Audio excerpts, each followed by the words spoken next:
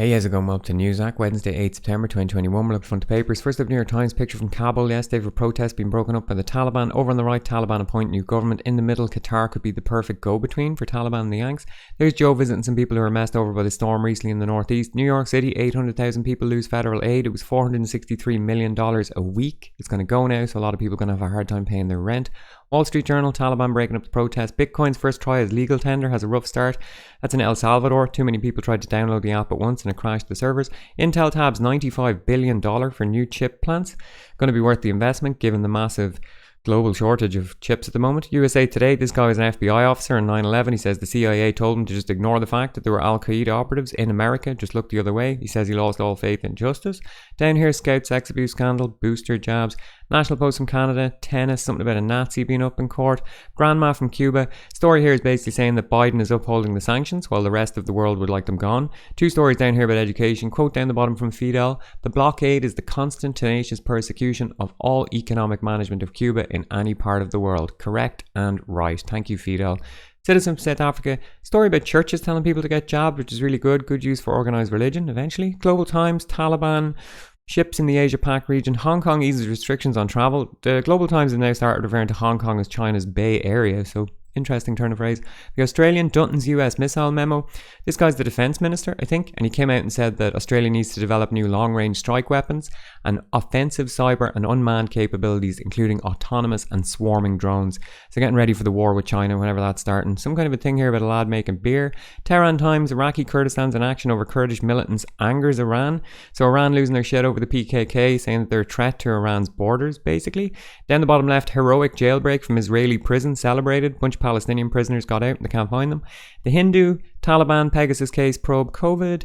Irish Examiner, Army assist Limerick raid, very unusual behaviour. The Army were out on a criminal raid, really not something you see every day or ever. I guess they were expecting a lot of resistance, but they didn't get any. COVID, temperatures top 28 degrees Celsius in Kerry, hottest European summer on record. 600 points needed for record number of courses. That's university courses, basically. It's harder and harder to get into them. Grade inflation. Irish Times, football, COVID, grade inflation, Zapponi scandal. Irish Independent, University, football, true crime. Irish Daily Mail, thirst posting, true crime. Evening Herald, football, the army, shock and awe. Shock and awe, of course, the phrase used by George Bush when they invaded, was it Iraq, one of those countries? This is shock and awe because you just never see the army. You're surprised that Ireland has an army when you see them. Belfast Telegraph, bring back the army to aid flagging NHS staff. I guess that's also a good use of the army, put them to work in the hospitals. The Herald, Sturgeon under attack for new push for independence. I mean, under attack from who? The 55% who originally voted against it, or what? I mean, I guess that would make sense, wouldn't it? Financial Times, Johnson defies rebels and unveils £12 billion tax rise for health and care. So Boris going against all neoliberal ideas and against his own party, and he's going to raise tax. So let's see what happens. El Salvador tech problems, Bitcoin, global logistic woes add fuel to Eurozone inflation. The Guardian, Boris stakes his reputation. Will it deliver? Hopefully not. This is a kick in the teeth for all the young working people who have already been hard done by the pandemic. That's a quote from the Adam Smith Institute, one of the premium neoliberal think tanks in the UK and considered one of the most powerful outside America. They were the ones who recommended outsourcing local government services in the 80s, the poll tax, the deregulation and privatisation of transportation, that type of thing. So if they're coming out against Boris, then maybe he really is on the ropes. Daily Telegraph, highest taxes since the war, line go brrrp. Underneath that, we have just witnessed the Prime Minister sound the death knell for conservatism. I mean, I hope so, but I very much doubt it. Independent, Boris up the top, Parliament, Taliban, France, storms in America.